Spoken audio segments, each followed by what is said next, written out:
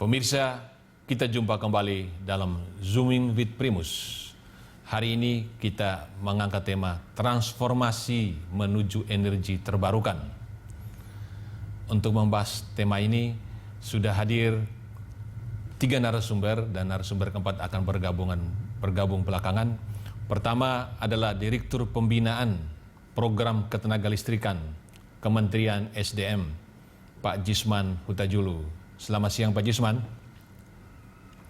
Selamat siang Pak Primus, selamat siang pemirsa yang budiman. Kemudian Direktur Utama PT Geodipa Energi, Pak Riki Firmada Ibrahim. Selamat siang Pak Riki. Selamat siang Ya. Pak Primus dan pemirsa semuanya, Pak Iksan juga dan Pak Jusman. Narasumber ketiga adalah Direktur Mega Proyek PT PLN, Pak Iksan Asad. Selamat siang Pak Primus, selamat siang pemirsa Berita 1, juga Pak Riki, Pak Jisman. Nanti akan bergabung Direktur Utama PT Penjaminan Infrastruktur Indonesia, Pak Muhammad Wahid Sutopo. Nah, kita minta pandangan pertama dari Kementerian ESDM, tentu saja sebagai regulator tentang bagaimana transformasi menuju energi terbarukan, bagaimana rencana umum energi nasional, bagaimana target yang kami catat bahwa pemerintah menargetkan pada tahun 2025 itu energi mix kita itu mencapai 23% ya. Nah, masih dominasi energi fosil ya, masih banyak minyak dan gas, batu bara. Nah, tapi paling tidak sudah ada target dan 2050 ditargetkan energi mix 31%. Nah, energi mix ini yang diharapkan adalah makin hari ke depan dominasi adalah energi terbarukan. Nah, Kementerian SDM punya Dirjen EBT ya, energi baru dan terbarukan. Silakan Pak Jisman Hutajulu. Bagaimana peta energi terbarukan dan rencana ke depan untuk mendorong energi terbarukan, terutama panas bumi ini? Baik, terima kasih Pak Primus, terima kasih Bapak-Bapak sekalian, Pak Ihsan, Pak Ibrahim. Jadi terkait dengan energi baru terbarukan ini kami sampaikan dulu bahwa potensi EBT ini sebenarnya jauh lebih besar ya, sangat besar sekali, sekitar 442 gigawatt, yang terimplementasi sekarang baru sekitar 10,4 gigawatt. Kemudian kalau antara target 23% yang ada di kebijakan energi nasional ya, dibandingkan dengan rencana RUPTL PLN ya, ada gap sekitar 4.000 megawatt. Nah, ini yang perlu kita dorong supaya bisa mempercepat masuknya energi baru terbarukan ini ke dalam grid nasional kita. Banyak yang akan kita lakukan Pak Primus ya. Pertama sekali terkait dengan regulasi. Ya, kita masih mengenal ada Permen 50 dulu tentang pengaturan EBT tentang harganya. Dan terlihat mungkin belum atraktif ya, belum membuat harga itu sedemikian sehingga kurang mendorong swasta masuk, sehingga kita mau revisi dan kita tingkatkan menjadi rancangan peraturan presiden. Sudah siap Pak Primus, kita tunggu bulan depan barangkali sudah bisa ditandatangani ya. Dan yang bisa kami sampaikan dalam hal ini bahwa nanti harganya pun akan lebih atraktif untuk pengembangnya Pak. Jadi tidak seperti dulu, sehingga kita berharap kondisi ini akan mendorong EBT bisa masuk lebih besar lagi. Dan skemanya juga kita coba rubah ya. Kalau dulu berdasarkan biaya pokok, nanti ada fee-in tarif di sana. Jadi membangunkan market dulu Pak. Diangkat dulu ke pasar marketnya, sehingga bisa masuk lebih banyak. Kemudian yang paling penting dalam rancangan Perpres ini, bahwa nanti apabila ada semacam penugasan dari pemerintah ya, nanti menyebabkan biaya pokoknya bertambah atau menaikkan BPP-nya PLN, maka itu akan diberikan kompensasi. Saya kira itu yang menjadi dasar utama yang dirasakan selama ini yang menghambat. Jadi kalau ini sudah keluar, kami yakin akan bisa lebih cepat angkanya akan cepat masuk untuk di sistem kita EBT ini. Demikian Pak Primus. Pak Jusman, bisa singkat aja saat ini bagaimana proporsinya hari ini pada bulan November ini, berapa energi fosil, berapa migas, berapa batu bara, kemudian energi terbarukan kita berapa persen, dan dari energi terbarukan porsi panas bumi berapa persen? Silakan. Ya, fosilnya sekitar 65% Pak, kemudian gasnya memang sekitar 20%, kemudian EBT-nya sekitar 14% lebih, mendekati 15% Pak. Jadi yang mau kita dorong supaya EBT ini bisa masuk. Tentu kalau EBT ini masuk kan kita ada menuju ke kemandirian energi Pak. Jadi bisa tidak ada impor lagi, mengurangi impor gitu ya, dan kita mandiri energi di Nusantara. Demikian Pak Primus. Kalau EBT sendiri berapa porsinya gas bumi Pak? Karena kita panas bumi kita kan potensi besar sekali. Itu berapa persen Pak? Sekitar 20% Pak. 20% panas bumi ya. Oke. Iya Pak. Nah ini kalau dan gas bumi ini Pak Primus memang diperlukan Pak, terutama untuk piker ya, piker kita. Kemudian nanti untuk mengatasi dari EBT yang sifatnya intermiten. Intermiten ini maksudnya seperti dari pembangkit listrik dari surya Pak, PLTS. Dia kan hanya di siang hari. Mungkin hanya 5 jam sampai 6 jam Pak ya seharian, dan tentunya dengan adanya gangguan cuaca ini bisa naik turun, dan itu kurang baik di sistem, sehingga akan dikompensasi oleh PLTG ya, gas. Ini penting Pak untuk keandalan di sistem Pak. Demikian Pak Primus. Iya. Saya ke Pak Riki Firmanda sebagai Direktur Utama Geodipa Energi. Bagaimana kemajuan dari geothermal Pak? Kemajuan geothermal sangat positif, ya. Walaupun agak lambat tapi positif sekali.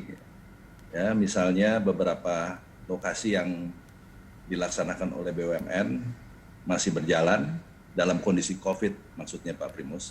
Kita tetap jalan di Dieng Patuha, ya, 55 megawatt, dan bahkan tidak hanya 2 kali 55, bahkan kita juga di Dieng itu akan melaksanakan juga Dieng 3 dan Dieng 4. Dan yang menariknya lagi, pemerintah memahami betul mengenai national net benefit dari energi terbarukan. Jadi pemerintah positif, ya, lebih giat lagi, misalnya dengan memberikannya insentif-insentif, ya, kemudahan-kemudahan khusus di dalam energi terbarukan termasuk panas bumi. Ya, tidak hanya adanya tax exemption, ya, beberapa hal saya lihat pemerintah di Kementerian Keuangan memberikan pula fiscal tool yang menarik, ya, jaminan-jaminan, ya, kepada pengembang, ya, melalui KPBU maupun melalui mekanisme lainnya yang tentunya mendorong energi terbarukan, seperti di Flores Pak Primus, ya, itu kepulauan NTT yang diharapkan menjadi kepulauan panas bumi. Banyak sekali kita akan lakukan pengeboran di sana. Jadi positif, saya melihat sangat positif, dan saat ini yang penting ini bagaimana demand-nya. Ya, harapan saya bagaimana membuka demand. Kasihan PLN juga kalau nggak ada demand. Ya, COVID-19 ini kan betul-betul melumpuhkan kita semua kan. Walaupun kita tetap harus optimis, harus membangun optimis dengan berpikir positif.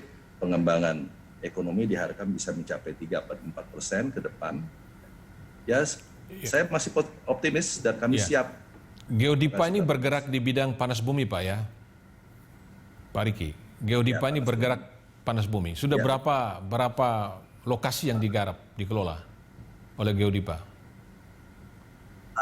Saat ini kita lakukan pengembangan di Dieng sama Patuha, ya, sekaligus secara paralel di Umbul Telomoyo maupun Arjuna Wilerang, dan juga melaksanakan government drilling di Waisano, lalu di Halmahera, Jailolo, Nage, dan Sulawesi Bituang.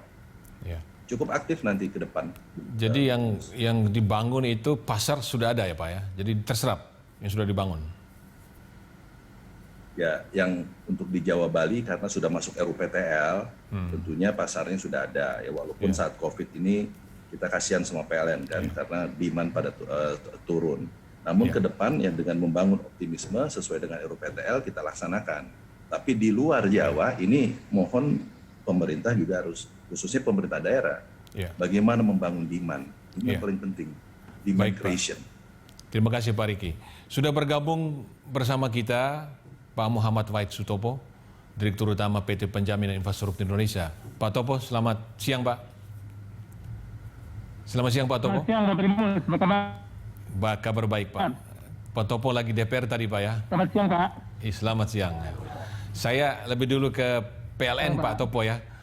Ya Pak Ihsan, ini kan PLN adalah pembeli Pak. Semua energi yang disediakan Pak. Apakah dia fosil, apakah terbarukan. Nah, bagaimana saat ini energi mix yang dikelola oleh PLN? Ya, makasih Pak Primus. Jadi kalau saat ini memang kita masih didominasi oleh pembangkit fosil ya. Namun demikian kami sampaikan juga bahwa tadi yang disampaikan Pak Jisman benar ya, bahwa sekarang itu porsinya 14% kurang lebih ya dari energi baru terbarukan. Dan ini akan kita dorong terus ya, bagaimana mencapai 23% target pemerintah tadi di tahun 2025. Kami ada punya daftar proyek-proyek EBT yang udah ada dalam pipeline ya. Ada yang sekarang lagi berkonstruksi, kami juga lagi mempersiapkan proses procurement untuk mengganti diesel kami itu yang masih tersebar ada kurang lebih 5.000 unit. Kalau ada infografis boleh ditampilkan Pak? Boleh, Ihsan, boleh saya tampilkan. Supaya lihat Pak, lihat peta bagaimana Ya. operasinya PLN. Baik. Ya. Oke, saya tampilkan. Izin share intinya slide-nya. Iya Pak. Ya. Belum dikasih akses sepertinya Pak Primus. Oh iya, Belum bisa nanti share. nanti tim kita memberi akses ya. Jadi sekarang ini yang masih banyak PLTD di mana Pak? Di seluruh Indonesia Pak? PLTD ini tersebar terutama di daerah-daerah yang isolated ya, seperti di Maluku, Papua, Nusa Tenggara juga. Kemudian ada beberapa memang yang belum terjangkau grid PLN ya. Di Kalimantan juga ada, Sumatera sebagian. Tapi pada umumnya tadi Pak Primus itu di pulau-pulau seperti di Nias ya, Natuna kalau di wilayah barat. Nah ini saya kira yang jadi prioritas pertama kami, bagaimana mengkonversi PLTD tadi ya, itu jumlahnya 2.000 megawatt ya. Ini tentunya manfaatnya besar sekali karena selain bisa menurunkan biaya pokok produksi PLN, yang kedua juga bisa membantu pemerintah mengurangi impor BBM ya. Dan yang ketiga itu bisa mendorong perekonomian di wilayah tersebut. Seperti kita ketahui di daerah-daerah tadi itu yang masih pakai diesel karena biaya pokok produksinya sangat mahal, Rp4.000 per kilowatt hour, itu masyarakat di sana ada yang masih menikmati listrik 6 jam, 12 jam. Padahal di sana sebenarnya banyak potensi daerah itu yang bisa dikembangkan, misalkan industri perikanan. Di sana ada cold storage tapi nggak bisa dioperasikan pada siang hari. Nah ini yang menjadi prioritas kami. Kemudian juga di sana banyak potensi pariwisata yang luar biasa indahnya negeri ini. Ini juga kalau misalkan listriknya ada 24 jam, daerah ini akan tumbuh. Kemudian kalau kita bicara misalkan industri pertanian, mereka masih pakai diesel Pak, dan BBM-nya itu diangkut ya dari depo Pertamina yang jauhnya luar biasa naik kapal, itu akibatnya biaya produksinya mahal sekali. Nah ini yang menjadi prioritas kami Pak Bos. Selain tadi tentunya kami terus mengupayakan mendorong misalkan panas bumi ya, kemudian air, PLTA dan sebagainya. Tapi yang jadi prioritas kami pertama kali ini di tahun 2021, 2022 itu bagaimana mengganti tadi PLTD tadi itu dengan energi terbarukan. Ya. Itu Pak Ya. Primus. Pak Iksan, itu kalau kita lihat wilayah ya, daerah mana yang kira-kira EBT bisa dikembangkan ya? Kalau di NTT kan, oh ya, slide sudah bisa ditampilkan Pak. Slide Pak, Oke. Pak Iksan bisa. Artinya kami begini Pak, tampilkan dulu, yang PLTD banyak sebutnya NTT kan PLTD banyak, tapi kalau di situ panas buminya banyak ya, bagaimana itu didorongnya panas bumi? Sudah bisa Iya, ada akses Pak untuk infografis. Baik Pak, jadi memang kita ini daerah ya, kita Indonesia ini kaya sekali Pak dengan sumber daya alam ya. Punya panas bumi, punya air, kemudian juga iradiasi matahari cukup bagus. Makin ke timur itu Pak, makin bagus radiasi mataharinya. Misalkan di tempat Bapak di NTT itu luar biasa Pak. Ya. Itu rata-rata di sana itu di 2000 ya, 2000 iradiannya, sehingga sangat cocok untuk dikembangkan tadi PLTS. Selain itu juga panas bumi. Kita ini kan berada di wilayah Ring of Fire ya. Jadi misalkan dari atas tuh Halmahera masuk ke mana? Ambon, terus ke NTT itu ya, terus ke Jawa ya. Itu semua banyak sekali Pak, banyak sekali potensi panas bumi. Dan kalau kita bicara panas bumi ini, ya sekarang ini kurang lebih 2.130 megawatt Pak. Dan ini dalam RUPTL kami, itu kira-kira kita akan ditargetkan akan nambah 5.000 megawatt ke depan. Gitu Pak Primus. Jadi ini kira-kira kalau di slide ini kita bicara energi mixnya, ini PLTP kita sekarang 2.131 megawatt, kemudian PLTA 4.700 ya. PLTM ini mini hidro, Pak Primus, 494 megawatt ya. Jadi seperti inilah kira-kira ininya. Kondisi saat ini. Ya, pemirsa, kita nanti akan mendengarkan bagaimana pemaparan dari Penjaminan Infrastruktur Indonesia, Pak Topo, tentang bagaimana perusahaan ini banyak sekali membiayai pembangkit listrik ya untuk kemajuan electricity kita. Kami segera kembali setelah jeda berikut.